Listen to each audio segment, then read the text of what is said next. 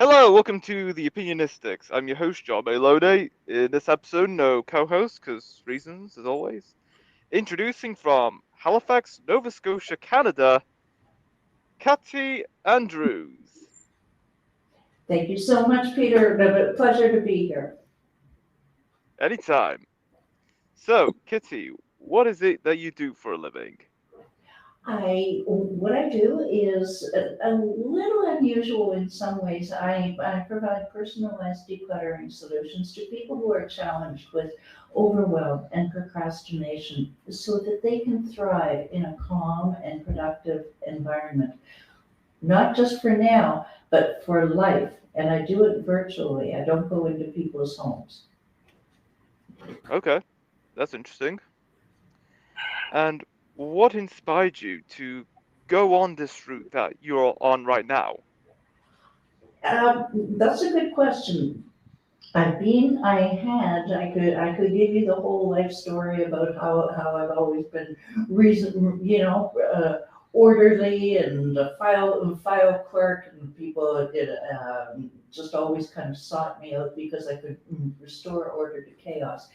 But during my 18-year real estate cleaning career, what I always felt compelled to do was just shift things a little bit in the home. You know, you're dusting the top of the TV stand and you just move something maybe an inch just so it flows a little bit better. And clients were always like, "Wow, that does look better. The things feel better in here." And so that worked out well. What I found also was when a house was going up for sale, I I to be I began to develop the ability to just know how a place should look and just make a few subtle changes. Say, for example, we've all had that cluttered basement, where stuff is absolutely everywhere. And a prospective buyer doesn't want to see that. So I developed strategies where I could um, move the client's stuff. I would ask permission first, of course. Move the client's stuff so that it was more pleasing to the eye. And they always liked it. The realtors certainly liked it because it increased their possibility of a sale. And then when I decided I'm not sure I want to clean anymore, someone suggested virtual decluttering as being a less intrusive, more focused way to get rid of years of accumulation. And that's where I am now after 5 years. Wow, fantastic. It really can I put forth another reason why people seem to like it, to do it? Yes, go ahead. When I mentioned about that it's less intrusive and more focused, what do I mean by that? I mean that when you have an organizer come into your home, number one, there's if it is cluttered, then you're going to feel that little bit of shame. You're going to feel that little bit of embarrassment if you follow that. Oh, I better clean and I better tidy up for the cleaning lady, right? Said every husband's wife everywhere. Okay. We've got a cleaning lady. I've got to clean for her, right? And this way you don't have to do that because it's online. You take your phone or your laptop and have you into the room that you have chosen, and and you don't have that immediate fear of being judged when the organizer shows up at your front door. So there's that immediate area of comfort. You're still a little embarrassed, but trust me, I've seen it all. Any organizer or declutter, we've seen it all, so don't you be worrying. As we say in Eastern Canada, don't you be worrying. Um, and it being more focused. The idea is oftentimes when it comes to decluttering, people are overwhelmed and they don't know where to start. And if you do it virtually, then you have no choice But you focus on one, I'm also known as the one lady, by the way. You focus on one room at a time because that's all you can do, because that's what you're limited with your technology. They say technology is unlimited. Don't let them fool you. And that's why I say that it's less intrusive and more focused. Fantastic. Where was the furthest you traveled to from where you are originally from? Um, Well, at the time I was living in Western Canada, so I I would really say the furthest would be Greece. I'm looking at my map on the wall. The furthest would be Greece. I'd like to go to Australia someday. That would be halfway around the world for me right now. Uh, but that's the furthest I've been. That's a good question. Yes, nice. Have you ever met anyone famous? Oh, good heavens. You're on a roll today, aren't you? Yeah. Have I ever met anyone famous? I'm, it depends on what you got, on what you define as famous. Now, if it's famous in the, say, for example, we have some luminaries in the speaking industry, then that would, oh, yes, as a matter of fact, I can think right now. Now, this was a long time ago. I'll be dating myself. I worked at a restaurant. I was a hostess in a high-end restaurant in Toronto, and we have quite a few celebrities come in there. Thinking of the singer Carol Pope from Rough Trade, most notably Vincent Price, the actor. Wow. Yeah. Fantastic. Oh, he was so nice and down to earth. I remember it to this day. I'm so glad you brought that up. That's a really nice memory for me. Thank you. You're welcome. If you were hosting a dinner party and you can invite 5 guests who are either dead or alive, who would you invite? And do they have to be celebrities? Should they be celebrities? It doesn't matter as long as you want them to come along, then yeah, go ahead. Oh, wow. Five people that I would want to invite to a dinner party. Well, I'm gonna stick with the number one, Vincent Price, for the star power, and because he was so nice and had very good manners. Um, you. I would invite my first client. And there's a story behind that. I would invite my first client in this particular virtual decluttering business. Um, I would invite the owner of a restaurant that I worked in Banff for, which is a ski resort in Western Canada, worked for him for 25 years. The reason for that is because he taught me some very valuable lessons. He gave me what for when I needed it. He praised me when I did well. He did everything right. And actually, he was Greek. So maybe that's why I went to Greece actually when I was working for that restaurant, so not in conjunction. Who else?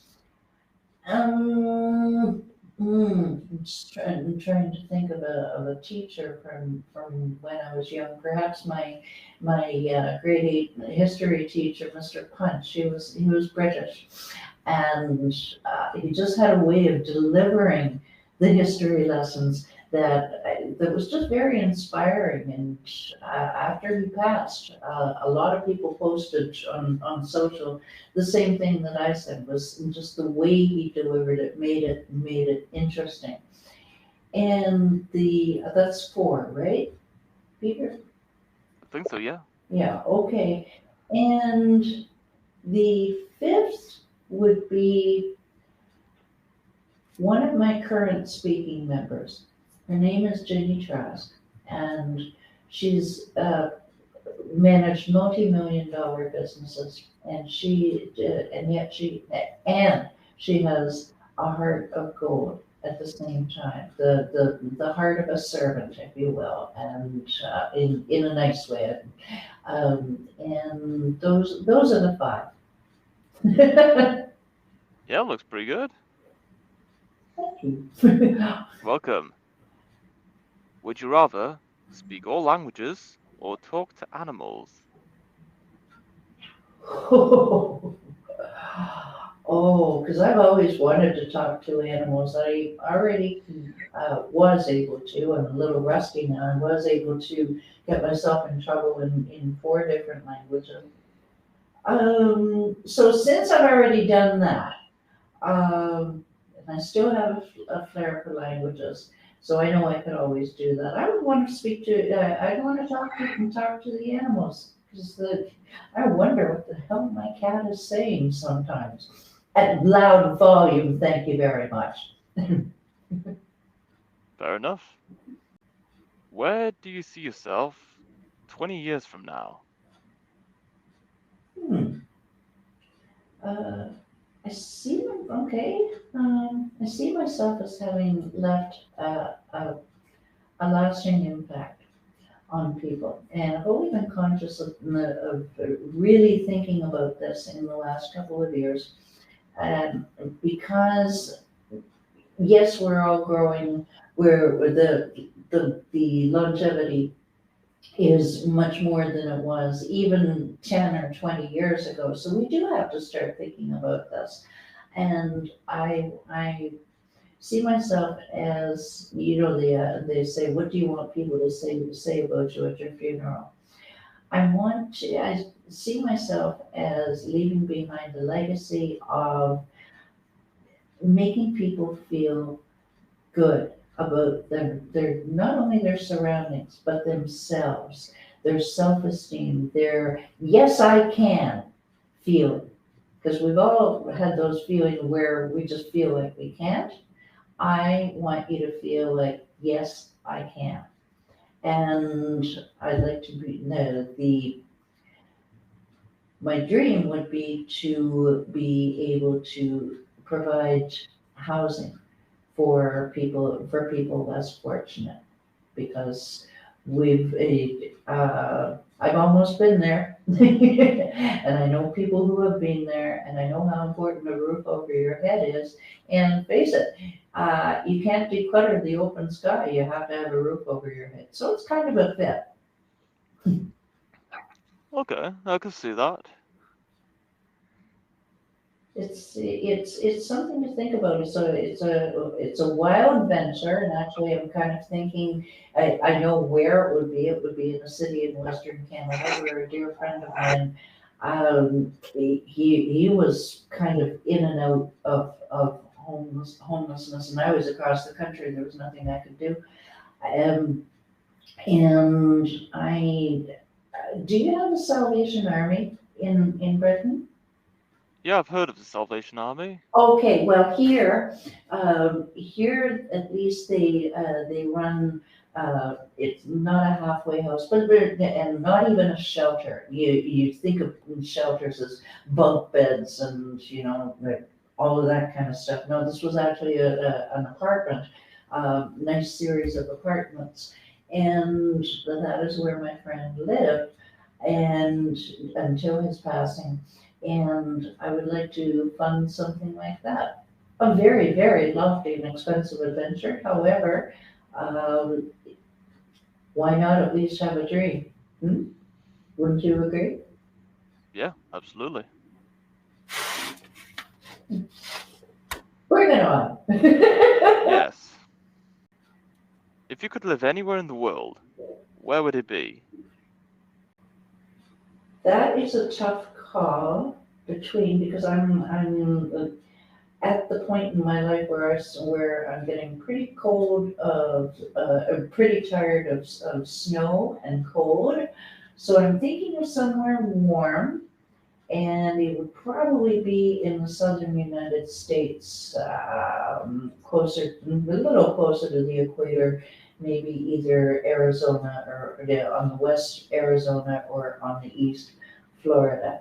That's what I'm thinking for now. And frankly, having been to London, England a couple of times in the winter over the years, that's not so bad either. And you've got there's lots of culture and interesting things to do in England.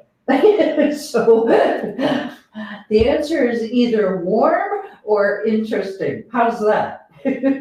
Yeah, sounds good. If someone wrote a book about you, what do you think its title would be? Calm the chaos.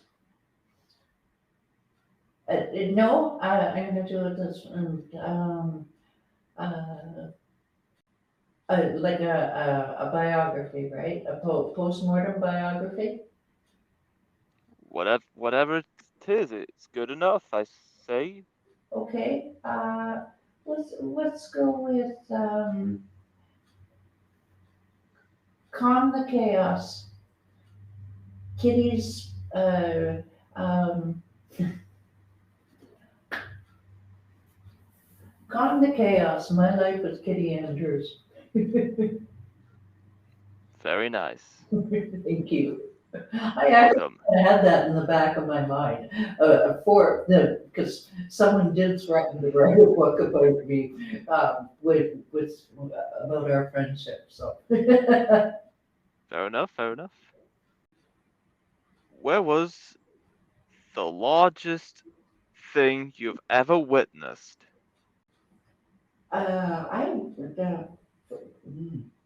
it depends on by largest if you mean man-made or natural. Anything. Any If it's large, it's good enough. Okay, I'm going to say Cascade Mountain in the beautiful Canadian Rockies in Western Canada. Ah, yes. Very nice. Not even the Eiffel Tower doesn't really top that. Or I was thinking Buckingham Palace, but there's a lot to be said for a very tall mountain. Yes, absolutely. That is crazy. Have you been to Canada? Actually, no, I've never been to anywhere in the Americas, let alone Canada. Oh, good heavens. Put it on your bucket list, my friend. Especially the Canadian Rockies.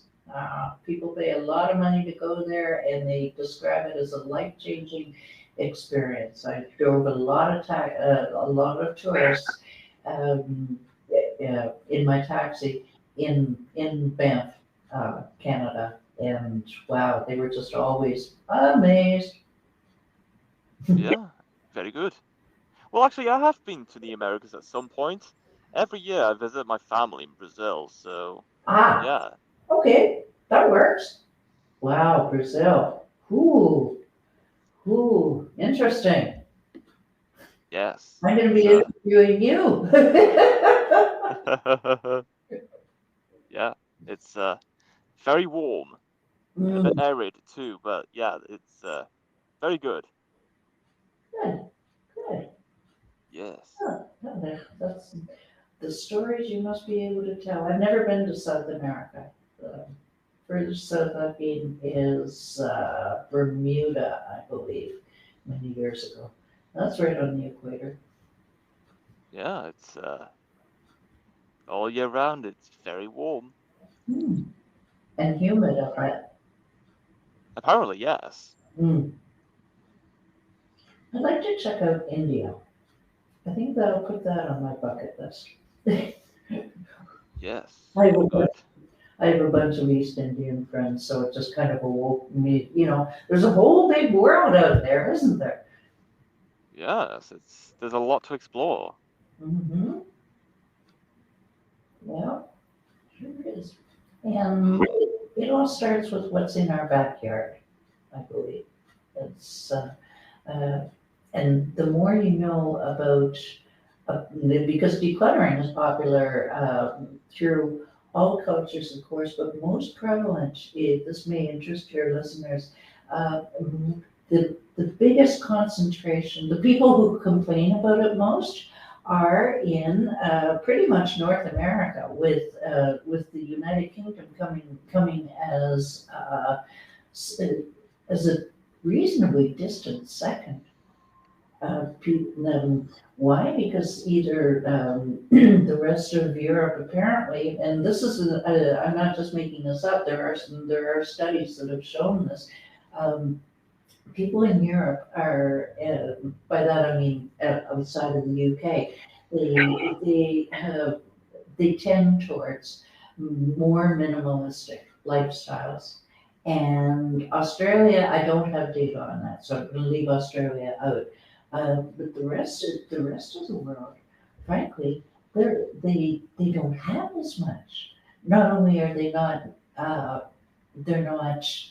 Um, how do you say this, accumulation, where they just have to have all the latest thing. But frankly, they don't have the money for the latest thing. So they make do with what they have. Hence, very little clutter, if you follow. Fabulous. Sorry, I ran off on a tangent there. No, it was great actually. It's the best I've heard. Oh, thank you. I'm in the education entertainment business. I think, as long as we're alive, we should be learning something. Yeah, Yes, of course. yeah. And that's what I think it was our talking about world travel that kind of opened me up to that. I am ADHD and I do tend to go off on different subjects. Yep, but it's definitely worth it. What would you do when you found out you won the lottery? Oh, good heavens. I would immediately, I would do exactly the same thing. For that day or for that week, I would continue on with my regular routine, just simply because that's what I do. Routine is structure to everything that I do, and very important with ADHD.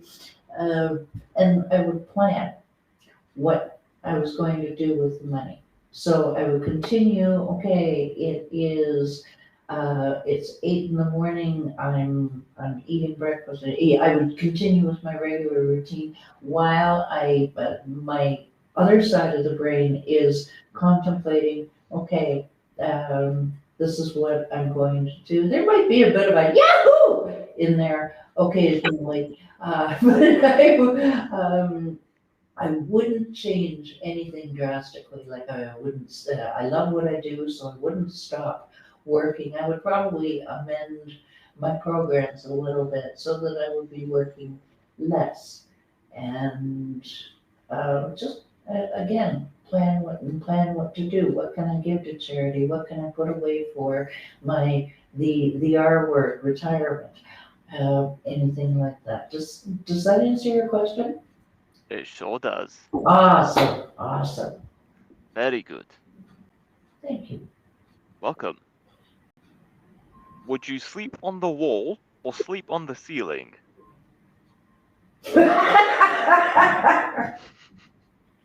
I'm sure everybody must do what I did, just let out an utter guffaw. And if I were suddenly gifted to be able to do so, no, on the wall, I like terra firma. Uh, I'm just gonna say on the wall because can't think, I can't wrap my head around the question. So, although the ceiling could be, there actually was a song back in the '80s. You're far too young to remember "Dancing on the Ceiling." Um, by Lionel Richie. So that's what's putting me in mind of that. But I think as far as sleeping goes, um, and I sleep very deeply, we'll go with the wall. Okay, fair enough. I'd love to hear your thoughts on that. Yes, so usually I'd go sleeping on the ceiling because that leaves a lot of floor space for anything. Okay. Actually, it's funny you say that because that's part of it. That's one of the first things that I get people to do in the decluttering process is to get them to clear the floor because it promotes the flow of feng shui energy through the home. And people say, well, maybe I should do my desk first. Why should I do the floor first? And I say, just stick with me. Let's do this. And 100% of people say, wow, you were right. This really does work to clear the floor. So it's funny that you say that. We're on the same playing field here. Yes, absolutely. What's the one thing that puzzles you every time you think about it? The what? Sorry? The pause? What is the one thing that puzzles you Oh, every time you think about it? why are okay? That's not too difficult. People puzzle me. If when they say that they want to accomplish something, we'll stick with decluttering because that's the conversation. When they say that they want to, but they don't take none affirmative action. They don't take any action. They just they might look at some videos and still not. Now, some of my videos I produced over close to 1,100. They might look at these things, but they don't actually. They choose not to do anything about it, and that not only puzzles me, it absolutely perplexes me. Huh, I Mhm. see. Inaction perplexes me. Yeah, absolutely. Now, I may take things a little bit too far in the other direction, but uh, a rolling stone gathers no moss, right? I guess so, yeah. And that is all we have for this episode. It was great having you on, Kitty, talking about decluttering solutions to people challenging with the overwhelming and procrastination and somewhere else along those lines. It's been great. Well, thank you very much for having me. I really have to say that this was one of the most interesting interviews I've ever had in the three years I've been doing them. And I thank you for your challenging questions. They made me think, and I hope that, and I'm sure that they made your audience think as well. Yes, absolutely. Thank you. And until next time, stay opinionated.